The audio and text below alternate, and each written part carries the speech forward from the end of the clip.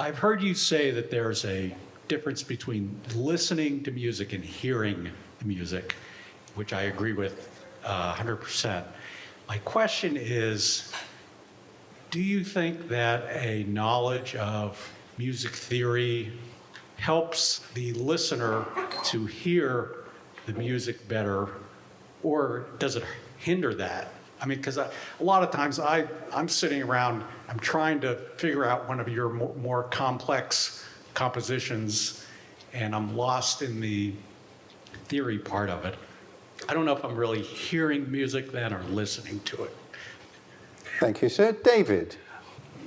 One of the things that really annoys me about King Crimson fans is, here we go, you can throw things at me in a minute, is those that are obsessed with time signatures.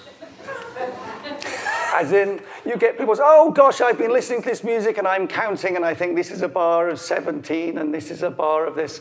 And when I hear King Crimson, I have no interest in that. In fact, I was talking to Bill Rieflin about this, and I said, yes, as far as I'm concerned, all King Crimson is in one. Here is the beat. And the function of the time signatures is not that I'm some scientifically going 1, 2, 3, 4, 5. It's that it feels right and it flows correctly.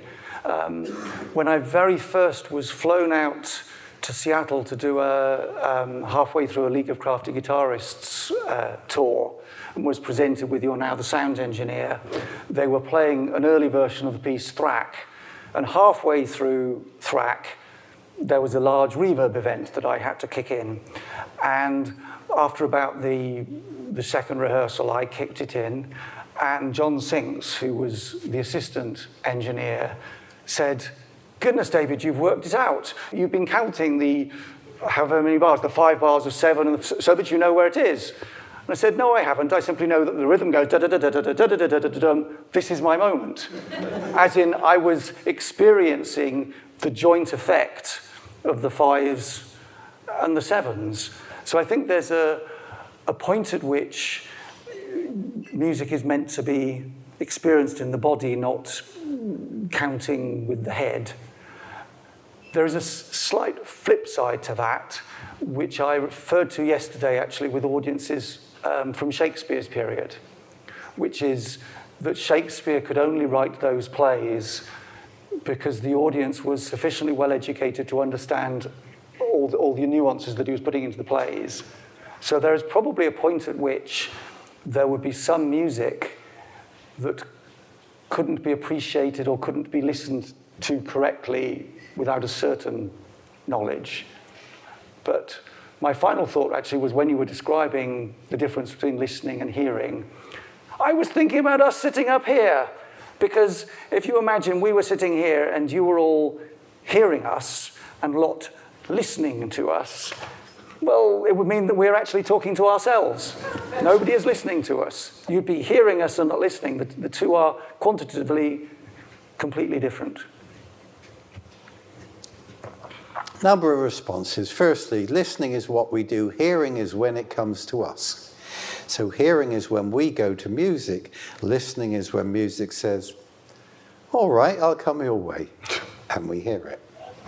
There are different qualities of listening. Now, if you would like to see behind us, please, an equilateral cross.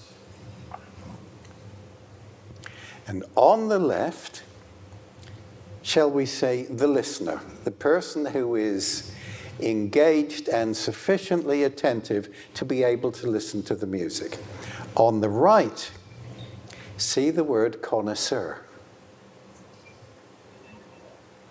The connoisseur will know the subdivisions, the metrics, will know all the different versions of this particular piece live.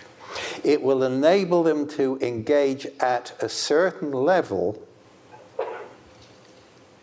that they derive a profound satisfaction from being also inside the music which has taken the player into its confidence. The music has also taken the listener into its confidence. Up the top, right at the top, hearing of such a quality that the music is co-created with the musician. This is where we go into subtle stuff. But as David says, if you're hearing what we're saying, there is no division, there is no distinction. We are at a certain point the same person. And that's where the co-creation takes place. Down the bottom, to describe the listening is best to say the person is deaf. There is no possibility of them hearing what is going on. Why? Because they're not listening. They can only hear what they expect to hear. I will give an example of this. I read a post online of a character who came to a Crimson concert where Bill was playing on stage doing a solo. And there was a character at the back within the hearing of the person reporting it saying, I saw Bill Bruford do the drum solo in 1973, etc., etc., etc. Hey dude, this is 1995 or 6. Bill's doing a drum solo now. I can tell you what Bill was playing in 1970. Deafness. Astonishing. And on we go. Superb question, sir. Thank you. Is there someone else with a burning question?